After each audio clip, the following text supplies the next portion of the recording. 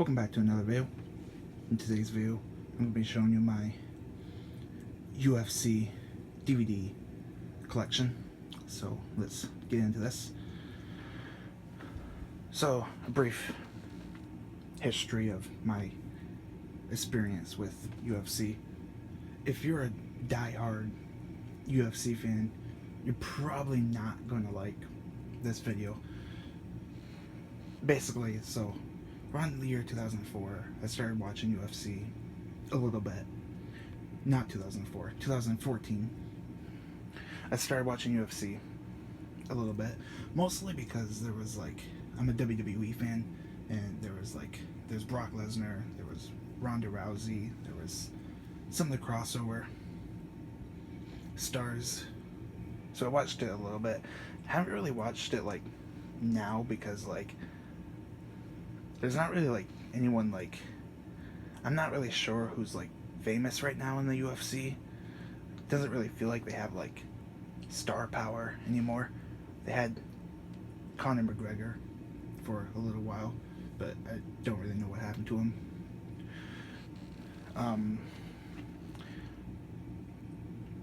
When it comes to UFC, I'm not really a big fan of Dana White.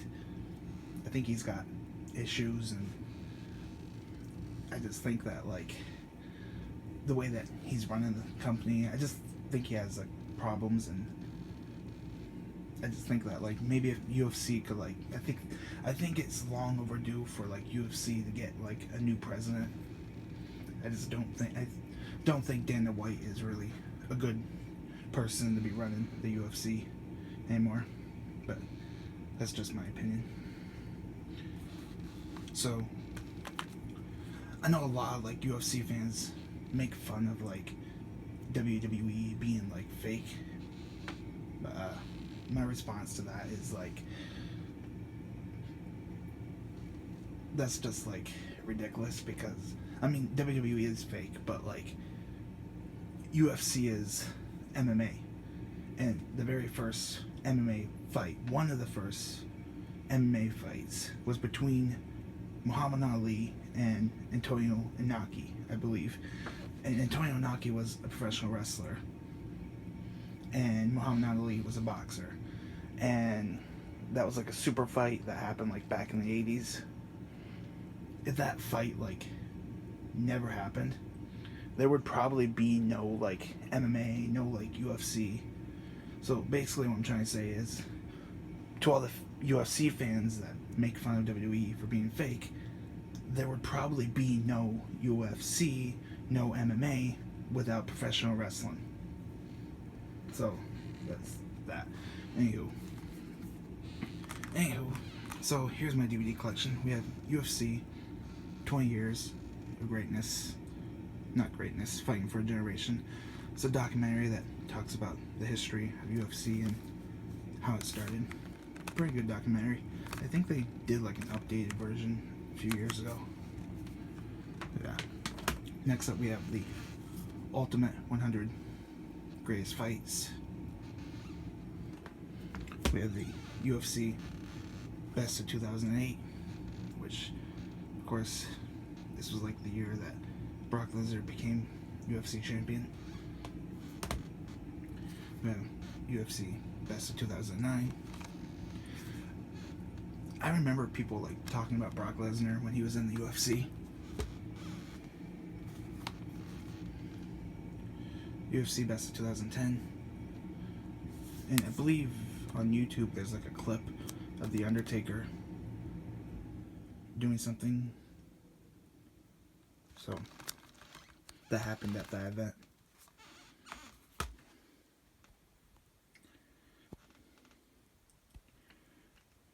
Hang on.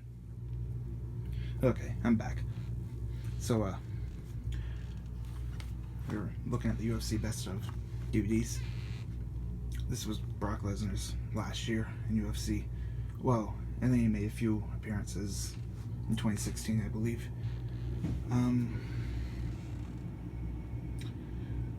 I think I've talked about this in previous videos, but I like having best of compilations. You get variety of everything. You get all like the good moments, none of the bad. When I watch, like, go back and rewatch stuff, I don't like watching full events. I like watching like the moments, the highlights. I don't usually like to sit through full pay-per-views. You know, I just want to see the stuff that I want to see, if that makes sense. 2012, I don't really know much that happened that year. 2013, we had Ronda Rousey. It was like the year of Ronda Rousey, Danica Patrick. Pretty much the early days of the women's revolution. I believe Serena Williams was kind of famous back then too. We had the best of 2014. And we had the best of 2015. And as far as I know, they stopped making DVDs similar to WWE recently. I don't think UFC makes DVDs anymore. This is a kind of pretty cool cover. My thoughts on like CM Punk being in the UFC. I don't think he was like that good of a fighter, but I give a lot of credit to CM Punk going to the UFC. There's a lot of like wrestlers that don't do that. I think if he was like a little bit younger and if he had that background, Brock Lesnar was good in the UFC because he had that professional wrestling, he had the amateur wrestling background. CM Punk I don't think really did. I think if CM Punk was like younger and had more time to do it. Honestly though, I think when CM Punk left WWE, I think he still had passion for wrestling, and UFC was just like his replacement to fill the void. That's just what I think. One good thing about UFC with CM Punk is that there's this documentary that UFC released, The Evolution of Punk. I believe you can find it on YouTube. That documentary is pretty good. You get to see some of the like AJ Lee stuff. But anywho, so we have The Ultimate Fighter, the show that pretty much helped the UFC survive, I guess. The first few seasons are good. I haven't seen like any of the newer stuff.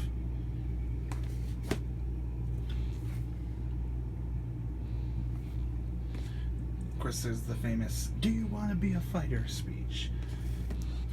Back then, UFC Dana White wasn't as bad, but like recently, the last like few years, like there's that incident that he had with his wife, and just like I don't know, he just kind of like leaves a bad taste in my mouth when I watch what he's been doing lately. We have the comeback. I think I'm a big fan of Matt Sierra as a UFC fighter. He's pretty good. I don't know. I'm not a big fan of Joe Rogan either. I don't like his podcasts. Or I don't know. The guy seems like he's got issues. I would imagine that a lot of the UFC fighters have issues.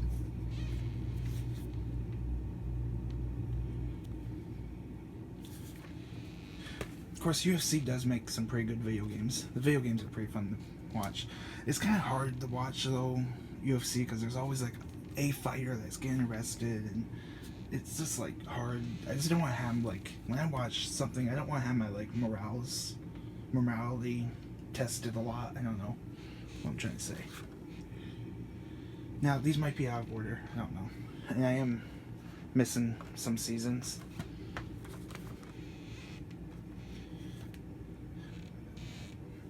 I think I got these in the correct order, but I'm not sure.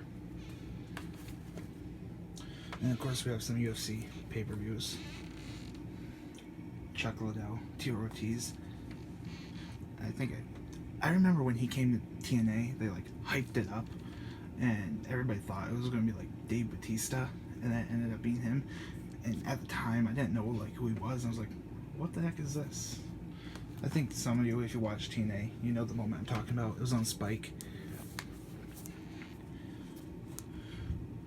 Of course, we have most of these DVDs. I got the Brock Lesnar stuff.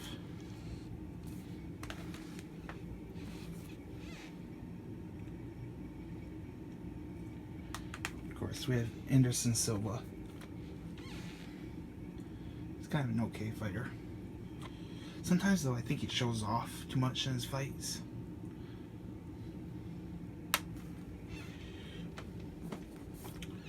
And then we have George St. Pierre. I think he's a pretty good fighter. I got his, like, workout DVD down there. It's a mess. I also have the UFC Fit. I bought, like, a few of the UFC workout DVDs, like Tap Out XT, Rush Fit, UFC Fit. Regrettably, because I find that workout DVDs are, like, expensive. And from my experience with working out, I think doing workouts like that, they're like made for professional athletes, and I'm not like some kind of like special athlete. So like, I've always found that when it comes for exercise, which I think I mentioned this in a previous video, walking, biking, doing like easy cardio stuff kind of gets it in. I like the post like workout feeling you get though. Like, you know, that feeling you get when you work out and you just like, you feel like happy. And that's that. Oh, okay, there's one more UFC thing that I gotta show you. Don't go anywhere.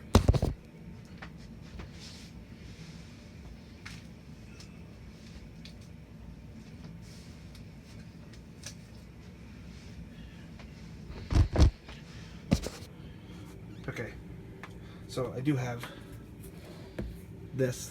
It's the UFC Fight Collection. This was probably expensive, but it was around Christmas time, and I believe this was like on sale for like Black Friday deal or something. I was going to get them all. Thank God I didn't get them all, because these aren't that good. They're just the events. They don't have like the behind the scene special features. I think watching the DVDs like this come with like the special features. I like seeing some of like the behind the scenes stuff. And that's pretty much it. I think that's all my UFC DVDs right there. Yeah. So the last like 3 months of videos that you guys probably have been watching, it was all like filmed in like one day. No, not one day. It's more like 2 days it took me. About 2 days, 2.5 days it took me to film. I'm pretty worn out of like showing you my collection videos, just to let you guys know. But that's okay. So I'm thinking about maybe like doing more like videos where I talk in front of the camera in the future, because these like collection videos are they get tedious after a while, because I gotta pull all the DVDs off the shelf, film the video, and you know, all that fun stuff. But yeah, so might be taking a little bit of a break with the collection stuff for a while on this channel. Yeah, might do like more me talking in front of a camera videos. I don't know. I'll come up with like something for this channel. So yeah, more videos are definitely coming eventually. So subscribe, you know, do all that fun stuff. Like the video or not, whatever you want to do. And see ya in the next one.